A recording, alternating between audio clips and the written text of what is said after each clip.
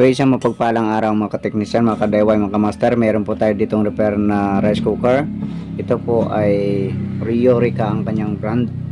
So sabi ng may-ari nito ay hindi daw makaluto or siguro walang power.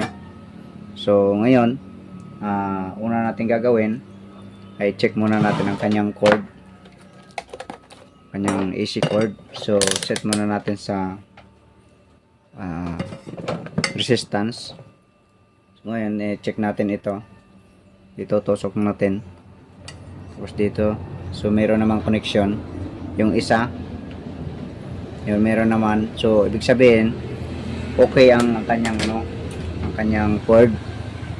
So ngayon testing natin para malaman natin kung anong problema nito. So saksak natin dito. Yan.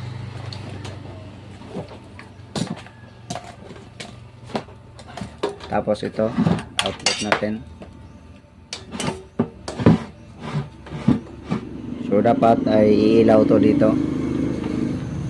Okay, saksak natin. So ayun. Meron namang power. Tapos itusok natin dito yung gitna niya. I-push natin dito. Ayan. Steady nating i-push, i-push o itulak. Tapos pindutin natin ito. So ayun. Ayun, umuusok.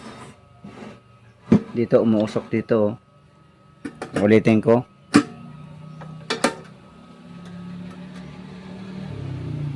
Ayan. So ayun, umuusok dito. So kung mapansin niyo umuusok. Ano? Ayan. Umuusok siya. So ito pala ang problema.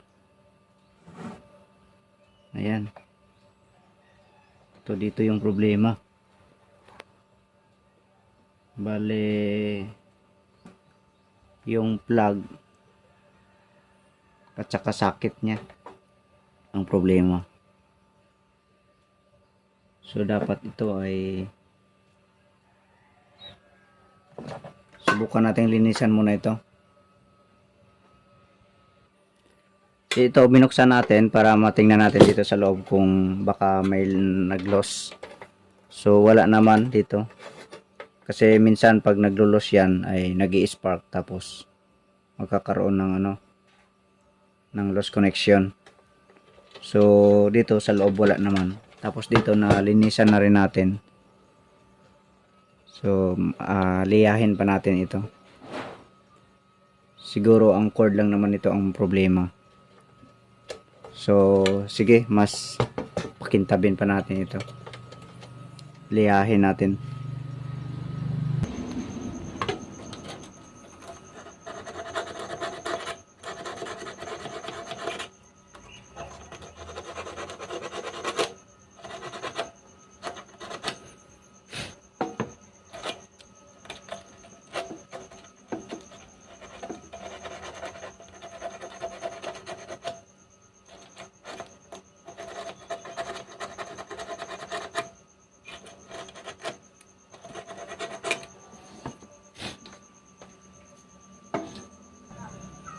Ito kasing cord niya ay kinalawang sa loob tapos nagtutubig na.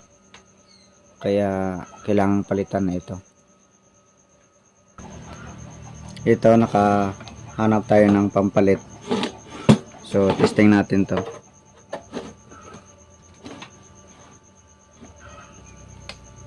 Tapos saksak natin.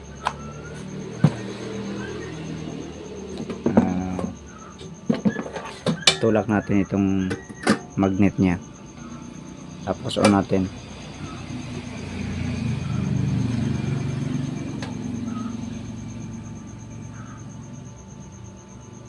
So ayan, wala na. Kanina kasi nagaputok-putok dito. Nagasilit. Ayan. So okay na siya. So yun lang ang problema. Bale yung cord at saka yung terminal down kasi kanina maitim na eh. Kaya nilinisan natin.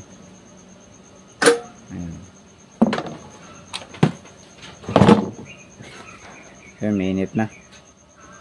Mainit na siya. So, yun. Yun lang ang kanyang problema. Okay, sige. God bless po sa inyong lahat.